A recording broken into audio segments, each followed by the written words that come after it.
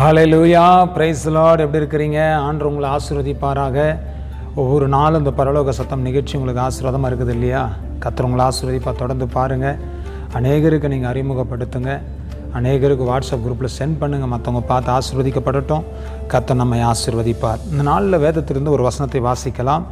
ஏசாயா 40ஆம் அதிகாரம் 13ஆம் வசனத்தை நான் வாசிக்கிறேன். கர்த்தருடைய ஆவியை அளவிட்டு அவருக்கு ஆலோசனைக்காரனாக இருந்து அவருக்கு போதித்தவன் யார்? பாருங்கள், வசனம் சொல்லுகிறது, கர்த்தருடைய ஆவியை அளவிட்டு அவருக்கு ஆலோசனைக்காரனாக இருந்து அவருக்கு போதித்தவன் யார் என்று சொல்லி கர்த்தருடைய வசனம் சொல்லுகிறது. சில நேரத்தில் ஆண்டவருக்கே நம்ம போதிப்போம். ஆண்டவரே நம்ம ஆண்டவர் இது இப்படி இல்லை, இப்படி செய்யலாம், இப்படி ஓகேங்களா, அப்படி பண்ணிட்டோமா இப்படி அப்படின்னு சொல்லிட்டு ஆண்டவர்கிட்ட நம்ம ஆண்டவருக்கே ஆலோசனை கொடுத்துருவோம். சில நேரத்தில் ஆண்டவருக்கு நம்ம ஆலோசனை கொடுக்க வேண்டிய காரியம்தான் ஆண்டவருக்கு பிடிக்காத ஒரு காரியம். அவர் ஆலோசனையில் பெரியவர், அவர் செயலில் வல்லவர், அவர் யுத்தத்தில் பெரியவராக இருக்கிறார். அவர் தாங்க நமக்கு ஆலோசனை கொடுக்கணும். அவர் தான் சொல்கிறார், உண்மையில் என் கண்ணை வைத்து உனக்கு நான் ஆலோசனை சொல்லுவேன், நீ நடக்க வேண்டிய வழியில் நான் உன்னை நடத்துவேன்னு கர்த்தர் சொல்லியிருக்கிறார். ஆலோசனை கர்த்தர் அவர் தான் நமக்கு ஆலோசனை கொடுக்கணும். அதனால் கர்த்தருடைய சமத்தில் பக்தன் சொல்கிறான், எனக்கு ஆலோசனை தந்து என்னை நடத்துகிற கர்த்தருடைய பாதத்தில் அமர்ந்துருங்க. ஆண்டவர் சமத்தில் ஆலோசனை கேளுங்க.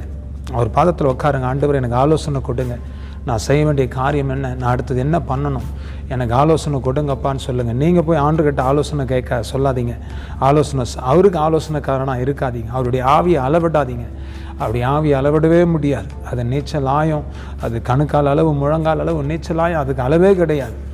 அவருக்கு போதிக்காதீங்க, அவருக்கு நீங்கள் டீச் பண்ணாதீங்க. அவர் தான் நமக்கு டீச் பண்ணணும். ஆகையினால ஆவியானவர்கிட்ட ஆலோசனை கேளுங்க.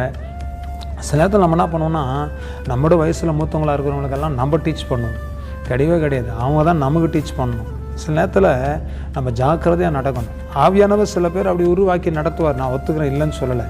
பட் அதை விட ரொம்ப முக்கியம், முதியோர்களை நம் கனம் பண்ணுவதற்கு நம்ம கற்றுக்கொள்ளணும். ஆகையினால் நம்முடைய தகப்பன், மூத்த சகோதரனாகிய ஆண்டவராகிய இயேசு கிறிஸ்துவினுடைய ஆலோசனை கேளுங்க.